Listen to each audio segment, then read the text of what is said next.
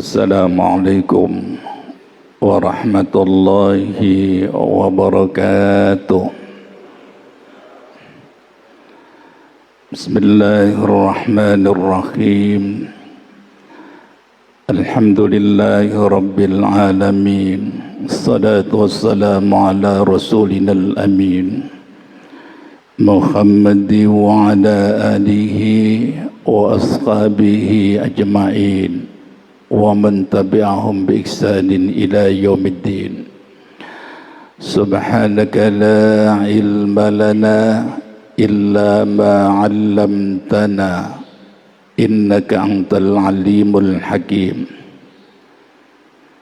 Rabbana atmim lana nurana waghfir lana innaka ala kulli syai'in qadir. Bapak Ibu hadirin hadirat, saudara kaum muslimin muslimat rahimakumullah, para santriwan santriwati, mudah-mudahan selalu diberikan kesehatan oleh Allah Subhanahu wa taala. Kalau beberapa pertemuan yang silam saya pernah mengangkat tema masalah orang-orang yang doanya mustajab, orangnya. Malam ini tema yang hendak saya angkat adalah waktu-waktu terkabulnya doa. Tulis para santri, waktu-waktu terkabulnya doa. Ternyata berdasarkan penjelasan Rasulullah SAW, di antara sekian banyak waktu doa itu mudah dikabulkan oleh Allah Subhanahu wa taala. Yang pertama adalah ketika sahur atau sepertiga malam terakhir. Jadi Bapak Ibu sekalian, ketika kita berdoa kepada Allah di waktu sahur, menjelang sahur begitu, kira-kira sepertiga malam terakhir, ternyata itu waktu doa yang sangat mudah dikabulkan oleh Allah. Dalam satu riwayat yang disampaikan oleh Imam Bukhari dan Imam Muslim, Rasulullah SAW bersabda demikian, sesungguhnya di sepertiga malam terakhir Allah turun ke langit dunia. Kemudian Allah berfirman, siapa di antara manusia yang ketika itu berdoa kepadaku, maka pasti akan aku kabulkan. Siapa di antara manusia yang minta sesuatu, pasti akan aku beri. Siapa di antara manusia yang memohon ampun kepadaku, pasti akan ampuni.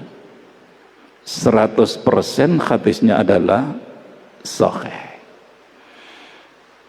Jadi berdasarkan hadis ini Bapak Ibu sekalian, berdoa ketika menjelang sahur, apalagi panjenengan sholat tahajud dulu misalkan di luar Ramadan, panjenengan berdoa kira-kira setengah jam, selanjutnya makan sahur, itu waktu-waktu yang sangat mustajabah doa itu. Jadi mudah dikabulkan oleh Allah. Justru Rasulullah menjelaskan, Allah itu murka, marah besar jikalau ada manusia yang enggan berdoa kepada Allah. Sombong Ketika ada orang yang tidak mau berdoa kepada Allah, koyok-koyok gak butuh Allah, padahal seluruh aktivitas hidup ini pasti kita membutuhkan Allah. Jadi berdoalah sebanyak-banyaknya, dan ingat, waktu ini bisa diraih oleh siapapun. Panjenengan sing wong tua-tua, berdoalah, masuk kelompok itu nanti. Adik-adik para santri, berdoalah di waktu itu. Dan yang panjenengan minta jangan hanya urusan duniawi saja, Pak. Urusan akhirat. Sering saya katakan, sesuatu yang gak masuk akal dikabulkan oleh Allah, Allah kabulkan. Sesuatu yang tidak mungkin menjadi mungkin. Apa susahnya kalau Allah bilang kun fayakun. Karena itu Bu, panjenengan sisik duwe anak-anak sing sik santri, dari sekarang berdoa. Panjenengan sing duwe anak-anak itu berdoa kepada Allah, ya Allah ya Rabb, datangkan suatu ketika ya Allah, datangkan untuk anak-anak kami calon suami yang saleh, yang alim ya Allah, yang sabar, yang ahli ibadah. Macam-macam panjenengan sampaikan. Sekalipun mungkin anak panjenengan baru sekian tahun berumah tangga, tapi mulai sekarang berdoalah. Kekuatan doa itu sangat dahsyat, Pak. Kalau saya ini bocorannya, anak saya kedua-duanya perempuan, yang selalu saya mohonkan kepada Allah itu di antara doa yang saya sampaikan, ya Allah ya Rabb, jadikan anak-anak kami anak-anak yang salehah, yang amanah, yang fatanah, yang siddiqah. Jadikan anak-anak kami ini anak yang terbaik ya Allah, terbaik ibadahnya, terbaik amal solehnya, terbaik akhlaknya, terbaik prestasinya, terbaik hafalannya. Anugerahkan kepada anak-anak kami ya Allah kekuatan untuk bisa menghafalkan Al-Quran dengan baik, dengan sempurna. Diulang-ulang terus. Jadi Pak, Ibu sekalian, pertanyaannya, apakah berbuka puasa ini hanya di Ramadan saja? Tidak. Di luar Ramadan, sepertiga itu lakukan banyak-banyak berdoa kepada Allah. Dua anak korton wablek gak cerdas belas, sampaikan kepada Allah. Allah Maha memberikan petunjuk. Berapa banyak saya temukan orang-orang, anak-anak yang dulunya itu bandel gak keturutan, tapi akhirnya Allah berikan petunjuk, jadi ulama besar, cerdas, rohani dan otaknya cerdas. Yang kedua, para santri, yang kedua, termasuk waktu yang mustajabah untuk dikabulkan doa itu adalah ketika berbuka puasa. Ternyata itu yang disampaikan oleh Rasulullah. Nek mau ketika sahur, ini ketika berpuasa terus berbuka. Ternyata itu waktu yang sangat mustajabah. Rasulullah katakan dalam satu hadis yang diriwayatkan oleh Imam At-Tirmidzi, ada 3 doa yang pasti tidak akan ditolak oleh Allah. 3 doa itu apa? Yang pertama adalah doanya orang-orang yang berpuasa ketika berbuka. Nalika poso berbuka. Yang kedua, doanya pemimpin-pemimpin yang adil. Itu tidak ditolak oleh Allah. Pemimpin yang adil. Yang ketiga adalah doanya orang-orang yang terdolimi. Jadi orang yang terdolimi ini termasuk, Pak, yang dianiaya, yang dizalimi oleh orang lain, sekalipun mungkin dia bodoh, pemimpin mungkin dia lemah ibadahnya, kalau dia adil, melesat doa itu koyo-koyo tidak terhalang. Nah, karena itu Bapak Ibu sekalian, sekali lagi pertanyaannya, apakah ini hanya Ramadan saja berbuka ini? Puasa Ramadan? Tidak. Baik Ramadan maupun di luar bulan suci Ramadan. Termasuk puasa Senin Kemis. Nah, iki dilungkas iki. Panjenengan sing kepengin poso Ayyamul Bait, Bu, tak elingno. Poso Ayyamul Bait. Insyaallah tanggal 13, 14, 15 iku mulai dino Ahad. Ahad, Senin, Selasa. Itu adalah tanggal-tanggal puasa Ayyamul Bait. Ingat kata Rasulullah, sapa wong sing poso Ayyamul Bait 3 hari iki, ganjarane padha karo nglakoni poso selama setahun penuh. Allahu Akbar. Yang ketiga para santri, catat baik-baik.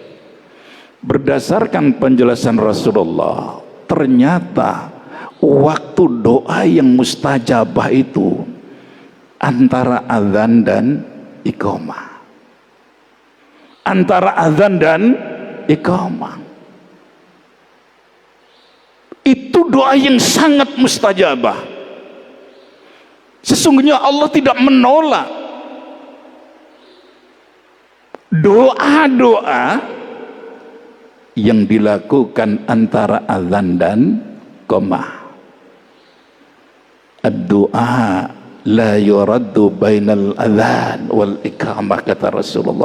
Allah tidak akan menolak doa seseorang yang dilakukan antara azan dan iqamah. Karena itu antara azan dan iqamah, para santri aja guyon, berdoalah di sana. Itu waktu yang sangat mustajabah. Nah, ini perlu saya sampaikan ini. Kadang-kadang wonten sebagian lah wis enak ana jame ya.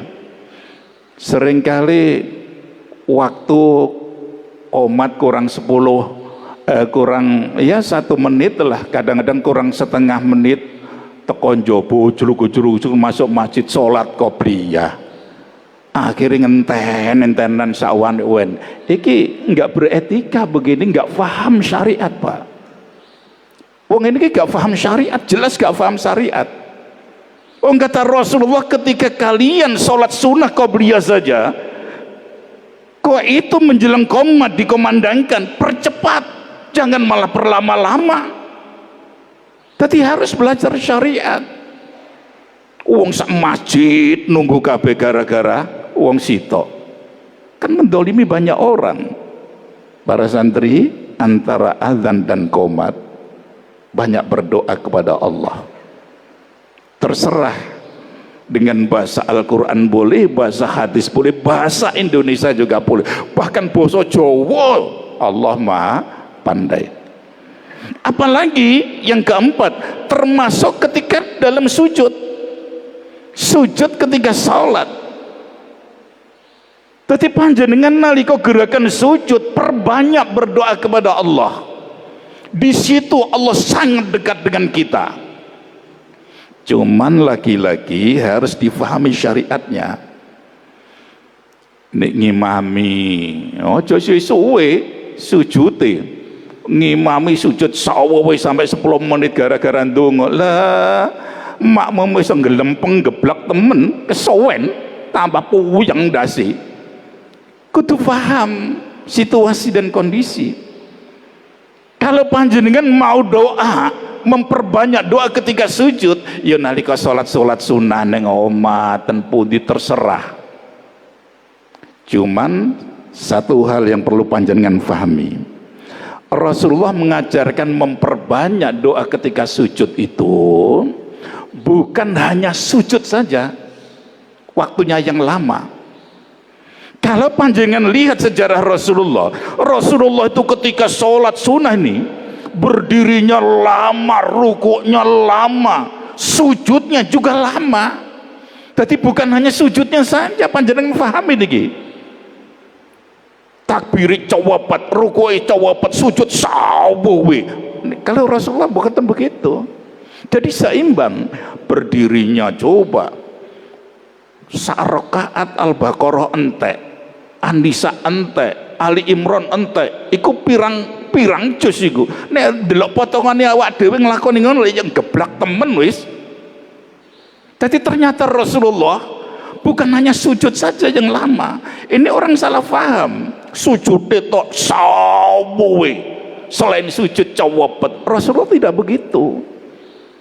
Rukunya lama, berdirinya lama, sujudnya juga lama. Tapi nalika salat sunat nek ngimami ojo suwe pun.